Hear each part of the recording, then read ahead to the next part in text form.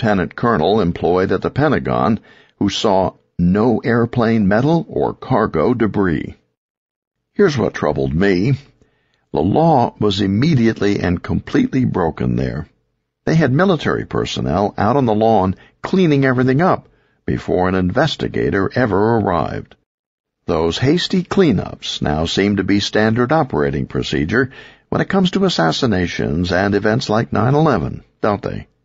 Whenever there's a plane crash, things are strewn about. So where are the seats, the luggage?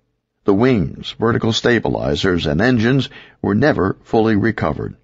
A number of parts to a 757 are pretty much indestructible, but not a single piece has ever been positively identified as originating with Flight 77. The Department of Justice has admitted to having 85 videos, but they've been refused a Freedom of Information Act request to release them. Another expert we communicated with is Colonel George Nelson, who during 30 years of commissioned service in the Air Force served as an Aircraft Accident Investigation Board member.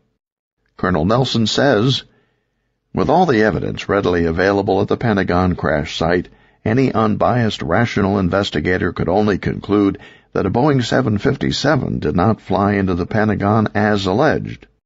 In all my years of direct and indirect participation, I never witnessed nor even heard of an aircraft loss where the wreckage was accessible that prevented investigators from finding enough hard evidence to positively identify the make, model, and specific registration number of the aircraft, and in most cases the precise cause of the accident."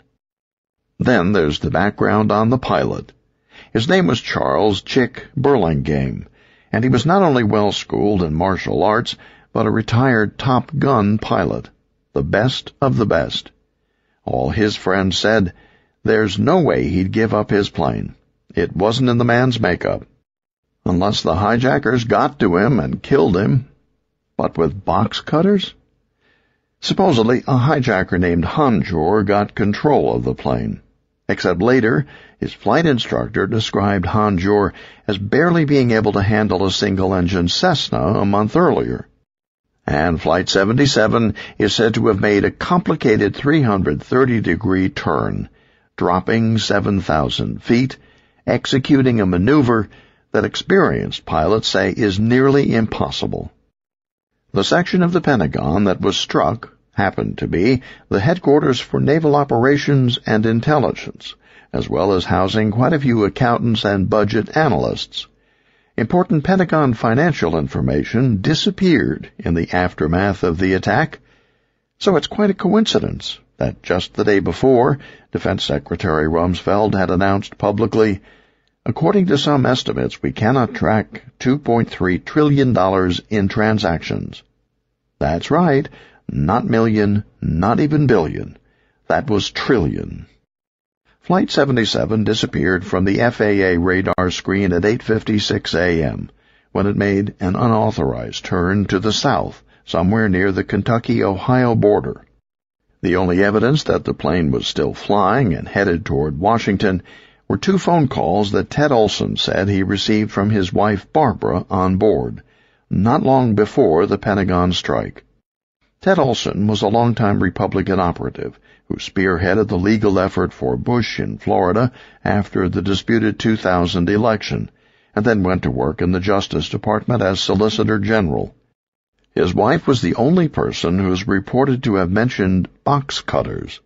According to Olson, she said that all passengers and flight personnel, including the pilots, were herded to the back of the plane by armed hijackers.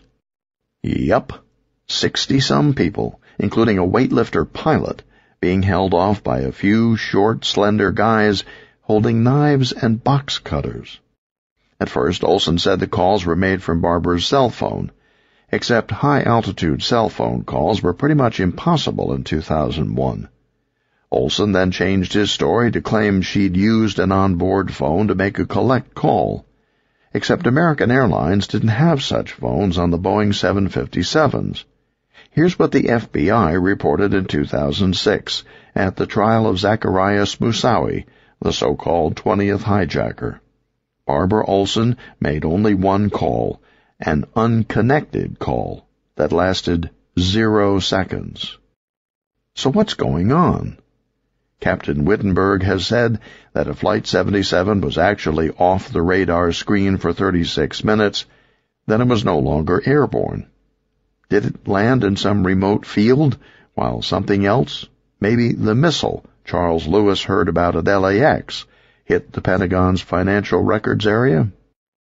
This probably sounds far-fetched, if not crazy, until you consider that elements of our military had an eerily similar plan ready to roll back in the early 1960s. It was called Operation Northwoods, first described in a book published in 2001, Body of Secrets by James Bamford.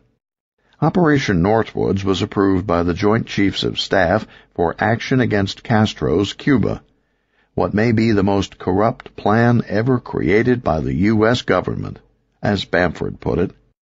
The Kennedy brothers seemed to be going soft on Castro, so the generals came up with a number of terrorist schemes to launch a war. Bamford tells us, among the most elaborate schemes was to create an incident which will demonstrate convincingly that a Cuban aircraft has attacked and shot down a chartered civil airliner.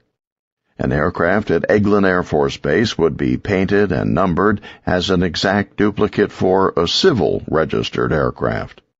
At a designated time, the duplicate would be substituted for the actual civil aircraft and would be loaded with the selected passengers, all boarded under carefully prepared aliases. The actual registered aircraft would be converted to a drone, a remotely controlled unmanned aircraft. Takeoff times of the drone aircraft and the actual aircraft will be scheduled to allow a rendezvous south of Florida. From the rendezvous point, the passenger-carrying aircraft will descend to minimum altitude and go directly into an auxiliary field at Eglin Air Force Base, where arrangements will have been made to evacuate the passengers and return the aircraft to its original status.